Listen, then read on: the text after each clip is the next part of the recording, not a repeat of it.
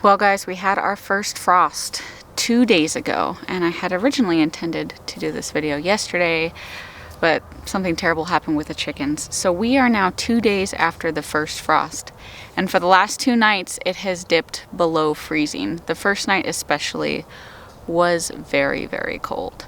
So I did a couple things in preparation about 3 days ago to make sure that I had all of the plants that I could harvested out of the garden because of the chance of the freeze, and I recorded a bit of what I did. The first thing I needed to do was protect some of these crops that I didn't have mulch on already. One particular bed was this onion bed. Now I'd been putting off throwing mulch over these onion seedlings because they are so tiny, and I was right in my assumption because once I started putting the hay in between these onion rows, I could barely see them. But it needed to be done regardless because not only am I moderately sick of watering every day, but they need some sort of insulation from the cold because once we get deep into winter, this bare soil is just not going to protect them. I also transplanted out several onions and leeks, both of which I started from seed, but I had a ton of Texas early grano onions left over from those seeds that I started earlier in the year, and I still have not planted out any of my leeks. So I just found some bare spots everywhere in the beds and started plugging these guys in. And of course I had to harvest the only California Reaper pepper that I got off the plant this year. So fast forward to today, and this garden is looking good despite the extremely cold temperatures that we had. And I wanted to show you what died and what is still kicking. The first night of the freeze, it ended up getting really cold. Like, it wasn't just a touch at 32 and then quickly back up. It got all the way down to 25 degrees. So when I came out here the next morning, naturally all of my summer plants were toast, completely disintegrated. But even my winter plants looked a little droopy and sad because it was just such an extreme cold snap right after weeks of, 40, 50, 60 degree nights.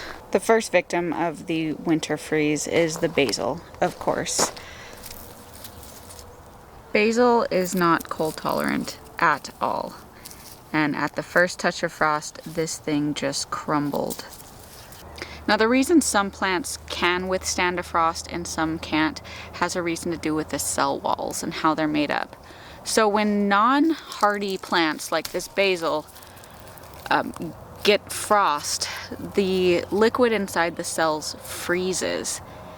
And that causes, if you've ever put a plastic bottle of Coke in the freezer and it bursts and you just have frozen Coke everywhere, that's exactly what happens to these plant cell walls.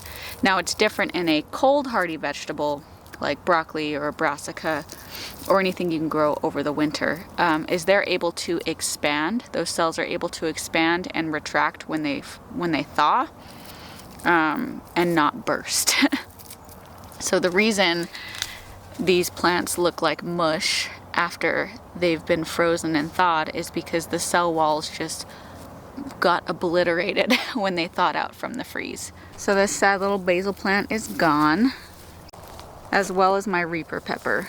Fortunately, I did take it off yesterday, 2 days ago. I showed you guys earlier. So I had no other Reaper peppers here on this plant. I had just the one, and he's gone. So this guy's gonna come out, the basil's gonna come out. And last but not least, we have the Bikino pepper. And I did not get around to harvesting all of these peppers before it froze. I still have quite a few on here. I'm not too upset about it.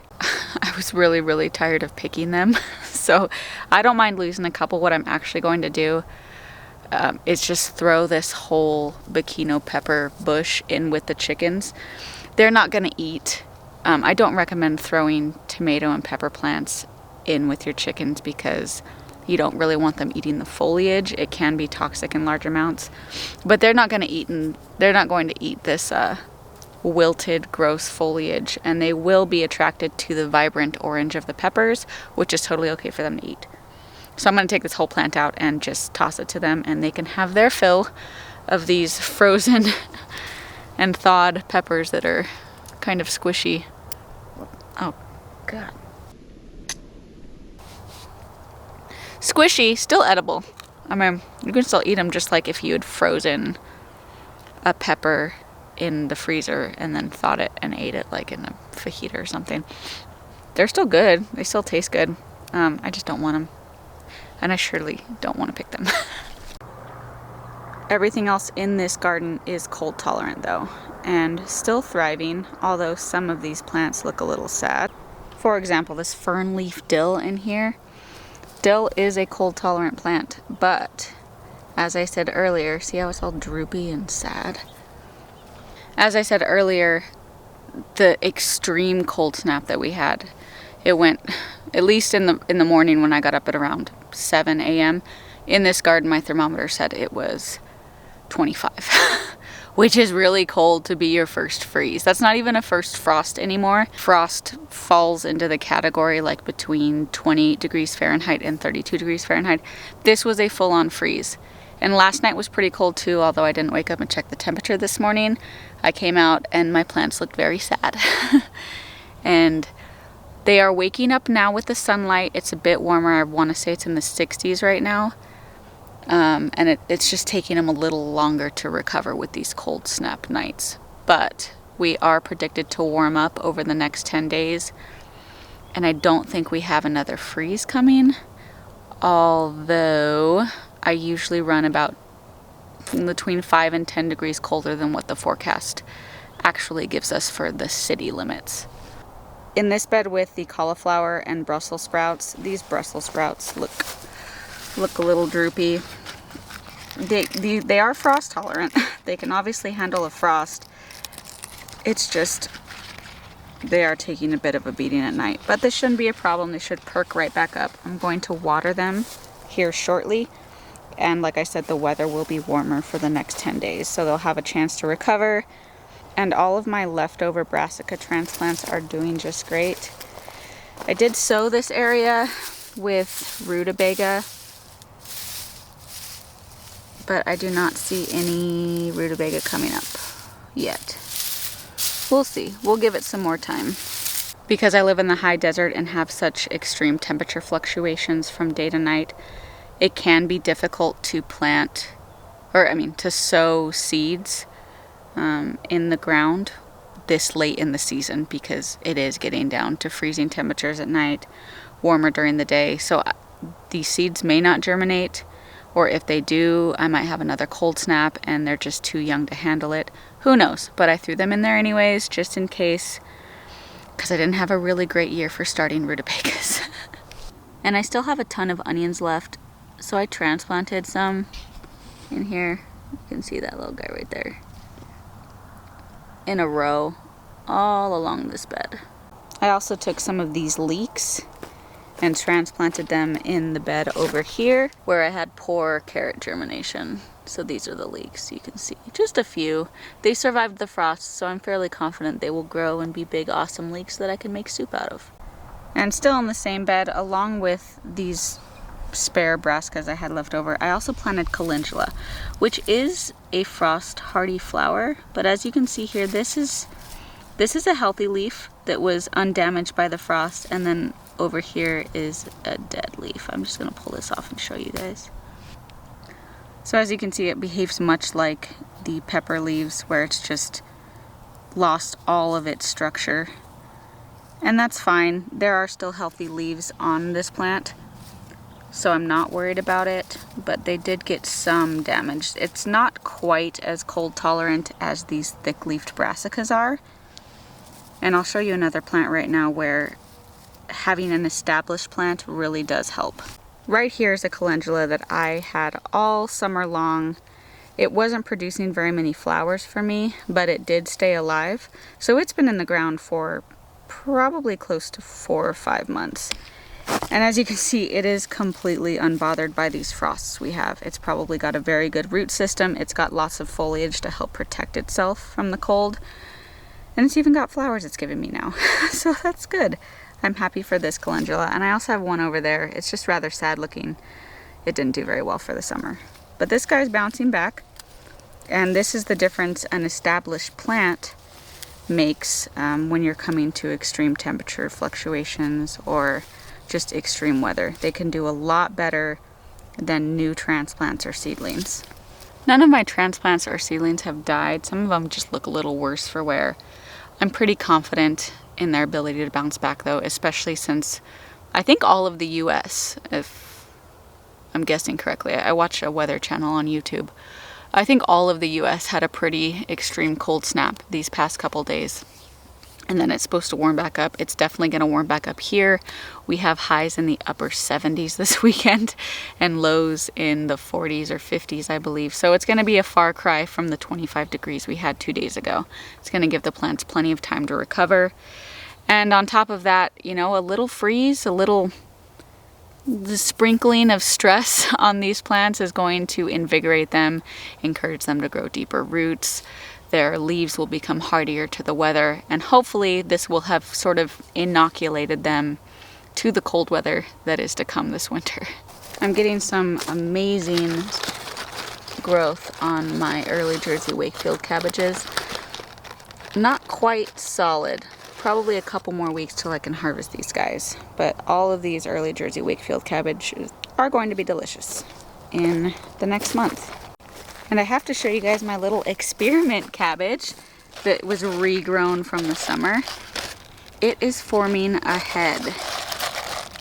Not solid by any means, but there it is. This is absolutely a cabbage, and I'm really hoping I get a head out of this guy. That's going to be so exciting.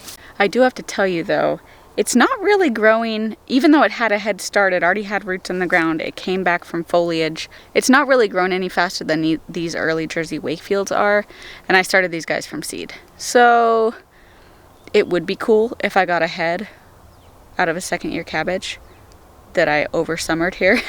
But if I get it at the same time that I got these, then I don't really see the point in that.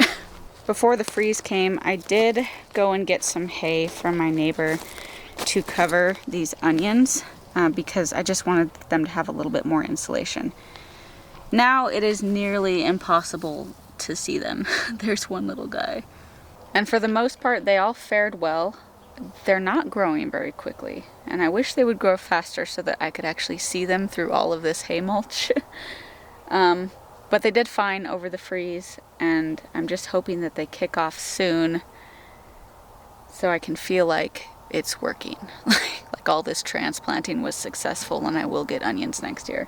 But for now, they're kicking it. They have mulch, they're covered, they're protected from the cat, and I've got a ton of onions, hopefully, next year.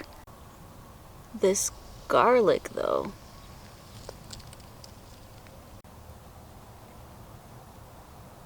And last but not least, my peas are doing okay.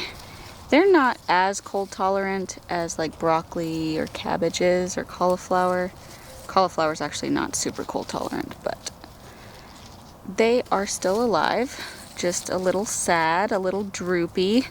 I don't have any peas coming off of them yet, nor do I have flowers showing that they're even going to give me any peas. But I still have hope. I've got to get at least one pea from these things. I swear, if I don't get any peas this year, I'm giving up peas altogether.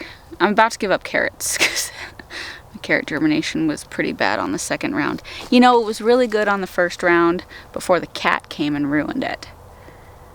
But it just may be that I don't live an ideal place for carrots or peas, and I know I don't. I live in the desert. But I wanted to try. I'm going to get a couple carrots. We've got these guys, and these, and those. Couple over here too. This is where I planted my leeks. My radishes are doing great. I've harvested a ton. I don't think I'm going to reseed the radishes though. I do like to have fun and experiment with plants, and it's nice to go out and pick on a radish and snack on it, but I don't devote a lot of space to growing things I don't eat a lot of. Like when I go to the store, I don't ever buy a bunch of radishes unless I'm making a salad and I feel like sprinkling radish on my salad. It's not really a food. It is a food. That's not what I mean. It's not really a subsistence crop for our family. It's not something we eat a ton of, like potatoes or rice or peppers or tomatoes. So they're fun to grow, but I'm not going to continually try and reseed them all winter for that purpose. I would rather harvest the ones that I got because I'm very happy that I'm radish rich right now. But then I'll probably put either the rest of these onions in or something else that I actually do use a lot of and I consider a staple in this household. But that's about it for the garden. I do need to do a full winter garden tour and just go over all of the varieties of plants that I have for this winter in there. I know I've gone over it in the past. I've went over it with you guys when I seeded all these plants. I did a fall seed packet video about everything that I was gonna plant, but at some point I will do a full tour and let you know exactly where everything is and exactly what everything is. For now, let me update you guys on the chickens.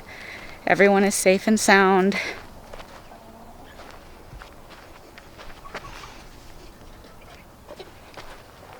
I was able to get this fence fixed yesterday, which was an absolute priority. As you can see, I didn't completely clean it up.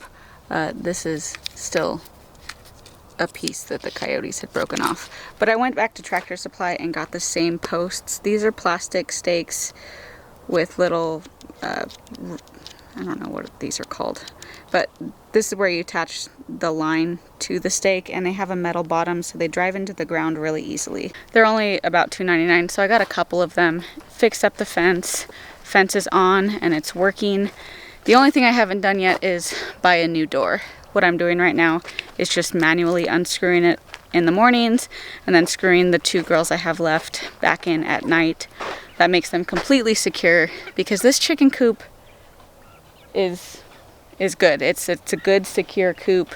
The issue that happened the other night was that the door to the coop never closed. So the chickens were out and about in the early wee morning hours and we're just scooped up.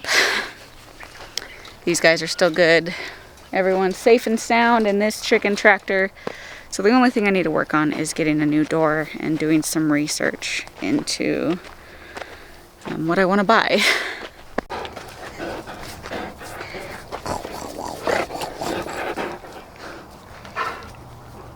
What are you doing? So that's it, guys. My winter garden for 2023 to 2024 season has kicked off and it is thriving. And I'm so happy because I don't have to do much.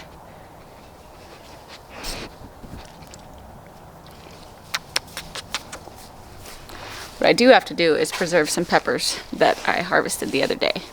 I'm going to do some pickled peppers because that's what Chase requested, and then I'm going to ferment the rest because I love fermented pepper salsa. And then we shall wait for the cabbages to come in and I can start making sauerkraut. Yay. I also wanted to say, for all of you guys who commented on my chicken video, you were incredibly sweet. Thank you so much. That was really crappy yesterday. It's still crappy today, obviously. But you guys were very nice, and I thank you for your support. And I hope that maybe from my foibles and follies, y'all can learn something, and hopefully that doesn't happen again. Although with my track record of coyotes, I can't make any promises. And I can't really justify the expense of a livestock guardian dog for my small property. So we'll see. Maybe I'll get my wish and move to Missouri one day with Chase, and then I'll have 50 acres and cows, and I'll need livestock guardian dogs, and it'll be awesome. Thank you guys for joining me, and I'll catch you on the next one.